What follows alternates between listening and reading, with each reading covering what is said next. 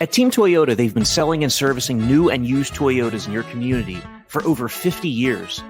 And you can reserve your next new Toyota with them today.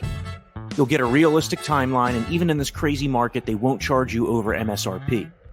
Or don't wait at all. With over 75 certified Toyotas, including a bunch of RAV4 and Highlanders, you can drive one home today. And you can always trust them to maintain your current vehicle. Their service and collision centers are high-tech, comfortable, and will save you time and money. Team Toyota can help you go anywhere you want, but they'll always be your hometown team. Just visit teamtoyota.net and choose from 3 locations in Langhorne, Glen Mills, or Princeton.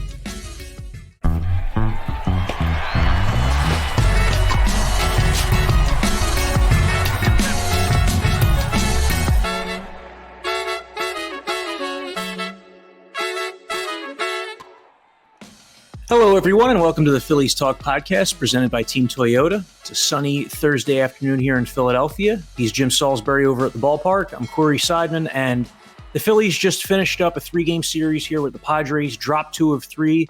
Jim, they were shut out in both of their losses, and that just continues this theme that's been going on for the first 6-7 weeks of the season, where the Phillies score a bunch of runs one night and then can't do anything offensively the next. So despite all these great offensive stats they've been able to put together as a team, it doesn't mean much when you're scoring 1 or no runs so many times. Yeah, 10 times to be exact, they have scored 1 or 0 runs.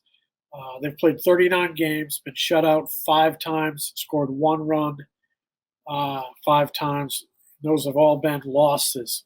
So it's frustrating, I'm sure, for them because they're right near the top in so many offensive categories. I mean, they're really one of the top offensive teams in the National League, but it's feast or famine. And, here in the last few days, they're shut out twice in this series against the Padres. It was an odd series. They're shut out 3-0 in game 1. They win 3-0 in game 2, and then they're shut out 2-0 in game 3. A lot of good starting pitching in this series, but just not enough offense for the Phillies. Clearly, they're feeling the loss of Bryce Harper. He didn't play in the series. He has missed 4 straight, as you have up there, and they're 1-3 in those games. They miss him. Clearly, any team would miss a player like that, an MVP, Player of the Week. And you can almost see it. They're grinding a little bit, trying to make up for his absence. They say they're not, but it looks to me like they are a little bit. They had some chances in this final game of the series here on Thursday afternoon. They had 8 hits, but all singles, and they really didn't do a great job bunching them. And a couple opportunities late in the game for Schwarber and Castellanos, and neither guy came through. Castellanos has been good all year, but he's in a little bit of a funk right now. And Schwarber, though he's got pretty good, 9 home runs, 21 RBIs, he continues to struggle under 200. And, he wore it after the game. 6th inning, he's got 2 men on base against Yu Darvish with 1 out, and he said, I gotta do a better job there. I gotta put the ball in play. He ended up striking out. So when you lose a guy like Harper, you need guys to step up, and it's really bad when guys are going the other way. And they're not necessarily they're not rising up, and they're falling off, if you know what I mean. That's when you hit a real rough patch. So they hope to get Harper back Friday night with the Dodgers coming back in town. Phillies' last win was Saturday at Dodger Stadium, and since then the Dodgers won 5 in a row. So I think they're going to be hell-bent to take a pound of flesh here with a revenge mindset in this upcoming 3-game series. And it's up to the Phillies to not let that happen. This is one of those times in the season where you really need to pick yourself up. Well, they're also 7 games behind the Mets now. The Mets won again on Thursday, so the Mets have the biggest division lead over the second-place team of any team in baseball so far, 7 games ahead of the Phillies. So they need Bryce Harper back immediately. We thought initially he might be able to play during this Padres series, yet he sat all 3 games. Is that because of an adverse reaction, or what happened? I don't think it's adverse. I think it's normal. I've talked to people who've had these PRPs. That injection can be quite painful. I know, a lot of times when a player will have an MRI with the dye injection, that injection can cause them some some discomfort and they can have to not play for a few days. I think it's similar to that. It's not a worsening of the ligament tear. It's a painful procedure because they stick a big needle in there. They take your blood, they spin it. They take the platelets and whatever they do in the plasma, and they throw it back in there with a big needle, and that can hurt for a few days. So he was still feeling some soreness in there today, Thursday.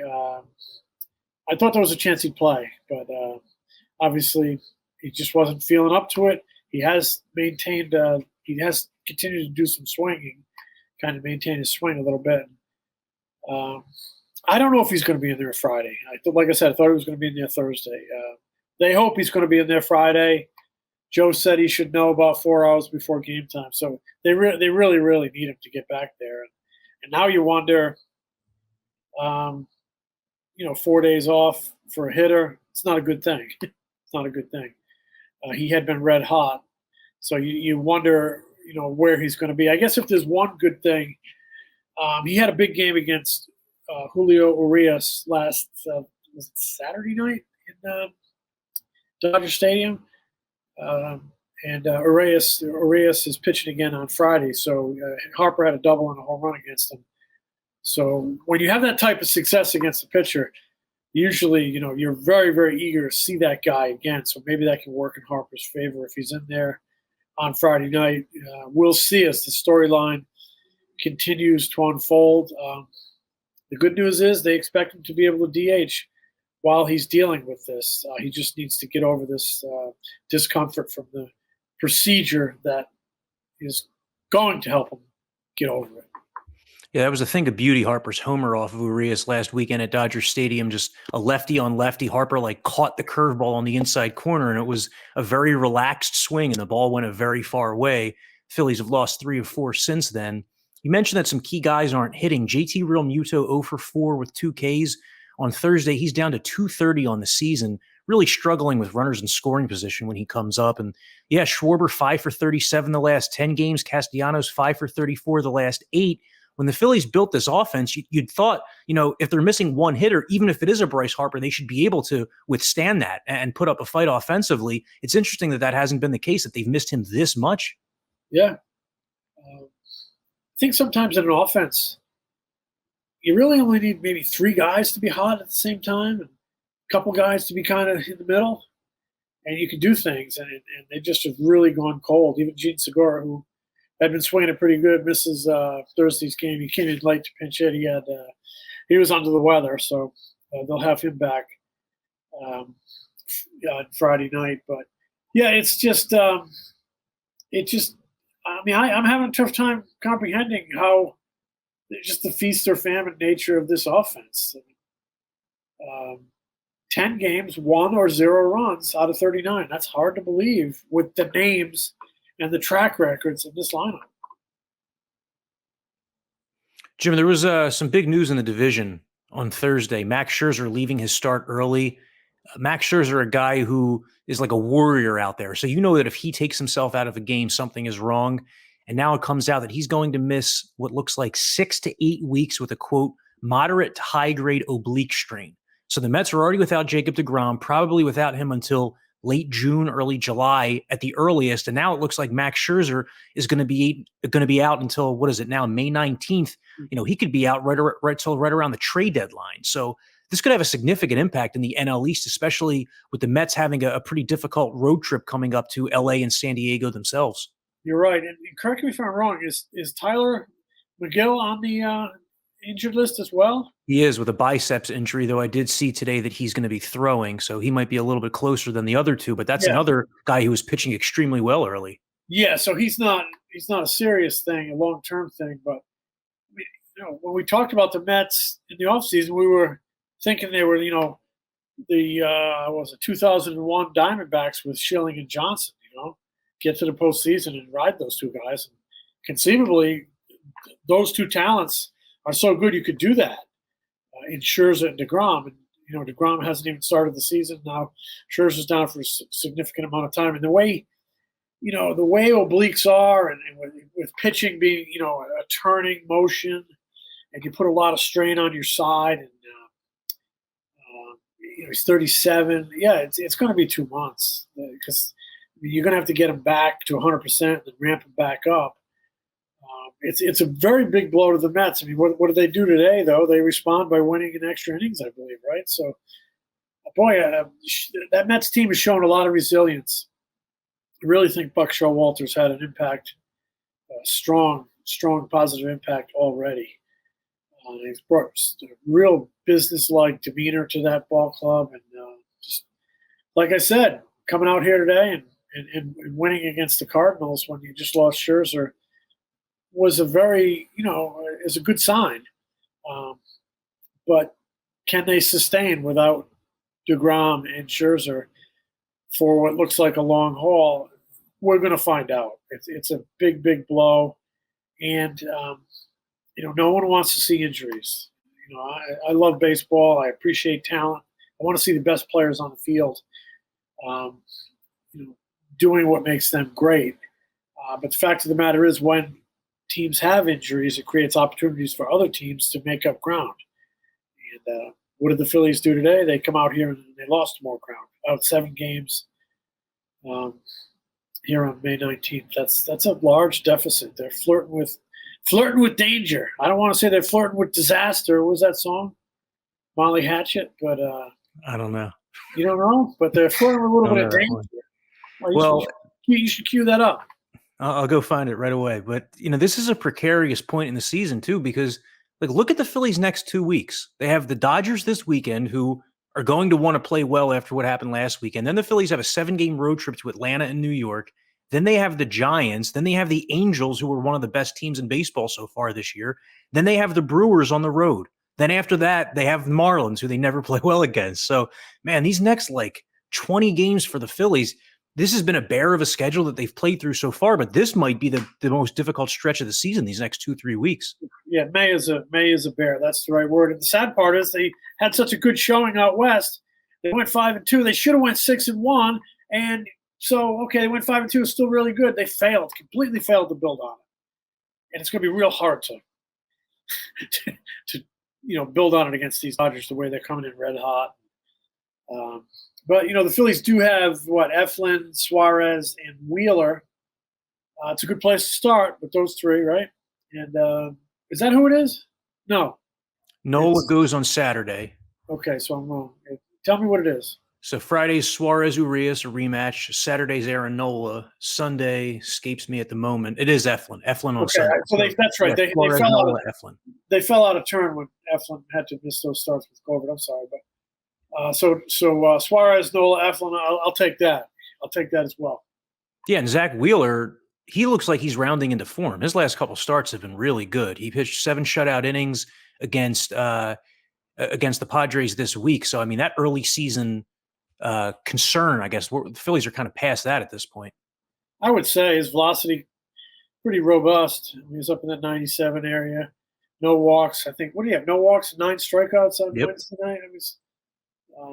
7 shutout, just absolutely brilliant. He was the Zach Wheeler, and he has been the Zach Wheeler that we've seen now here for 3 seasons. The guy is a great pitcher.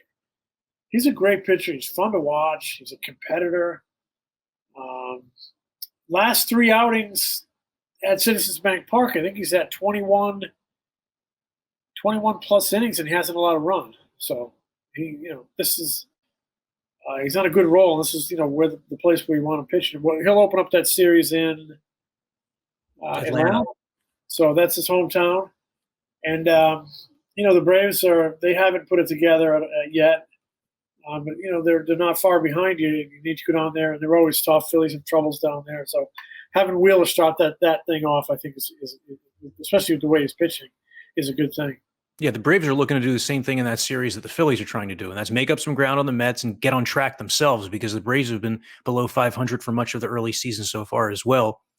Jim, we haven't talked about Mickey Moniak in a while. What's the deal with him? When is he going to be back? Well, Mickey Moniak has been in Florida taking live BP. When I say live BP, that's, full speed against the pitcher with the catcher. Pitcher's not telling you what's coming, so he's taking live BP. And today, Thursday, I have not received an update, but he was scheduled to play in an extended spring training game today, which is essentially an intra-squad game with some of the younger players who are in what they call an extended spring training down in Clearwater. And tomorrow, Friday, scheduled to begin his official minor league rehab by playing for the Clearwater club. So he'll be back playing competitively. Was back playing competitively today, and will begin minor league rehab on Friday. That is the schedule. That is the plan, barring some type of a change. So that starts the countdown. I think it's going to be, I don't think it's going to be. He's going to be back here in 3 days. He's going to need, he's been out a significant amount of time. He's going to need kind of a methodical ramp up. I would expect, they have not articulated a plan, and nor do they typically, especially the last few years. Girardi doesn't normally do that. The front office doesn't normally lay out a roadmap that other front offices have. My guess is he's going to get at bats in Clearwater, maybe Jersey Shore, maybe get some in the upper levels of the minor leagues as well, AA and AAA, before they even make a full evaluation. But, there's an opportunity in center field. Nobody has really seized that job out in center field. Roman Quinn, Odubel Herrera. Herrera had a big hit last night, but I wouldn't say he's really seized it. Veerling didn't seize it. So at some point, Mickey's going to be back here, and there's going to be an opportunity for somebody to seize that job going forward. And obviously with Harper out, not playing the outfield for a significant amount of time, they need depth out there. So, the outfield remains the land of opportunity. So he needs to get healthy and pick up where he left off when he got hit by that pitch down in Florida on the last day of what was a really good spring training for him. Yeah, he had a really exciting 2 weeks prior to that with power down in Florida. So he's a ways away, obviously, as you just said, and there's other things that can happen between now and then. But you have Odubel Herrera, who's a left-handed hitter, and then you have Moniak, who's a left-handed hitter. Not a natural platoon the way that like an early season Herrera Veerling duo panned out. I mean, what do you think the Phillies would do? Would they give Moniak an opportunity to see if he can seize the job himself? I don't know. I don't know if he's going to come back immediately when his rehab is up. I don't know if they'll want to see more and he'll be optioned to AAA. All I'm saying is if he plays well, it'll all take care of itself. Play well, you're going to get an opportunity to get a look here. And then, play well here, there's an opportunity to be seized. I don't know how it's going to happen, but, we're reaching the part of the season where, you get a look at everybody and now you kind of settle on somebody. So at some point, I'm pretty confident he's going to get a look. Right now it's up to him to prove he's healthy, get his hands and his eyes working again, get his swing down, and then shine a little bit and force your way here and then force your way into regular at-bats. He's still, though he had a great spring training, he's still completely unproven at the big league level. He still has a lot to prove. But if I'm Mickey Moniak, I'm eager as heck to get back here and show something like I showed in spring training, because these guys know nobody's taken hold of that center field job. They know there's an opportunity, and they also know that this is a manager and a coaching staff and a front office that is going to play the productive player. So go out and make it happen. Well, the Phillies are hoping they have their most productive player back tomorrow night in Bryce Harper as they begin a 3-game series with the Dodgers after taking 3 of 4 last weekend in LA. It is that rematch of lefties, Ranger Suarez for the Phillies. He pitched pretty well out there at Dodger Stadium against Julio Urias. So that'll do it for this Phillies Talk podcast. Thanks a lot for listening. We'll be back this weekend.